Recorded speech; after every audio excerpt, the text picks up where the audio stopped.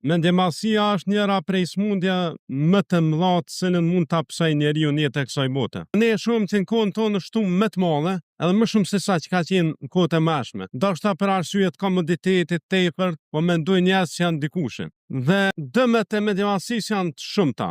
Mirë po njëra prej tyre, që i lartmadhëshme e përmend në surën e Al-Araf është kjo: sa asrifu an ayati alladhina yatakabbaruna fil ardi bighayri al-haq. Unë do t'i shmangin nga shenjat e mia ata të cilët tregojnë kryelartësinë në tokë pa kurfar drejtë. Edhe nëse shohin ata çdo shenjë, nuk e besojnë ata.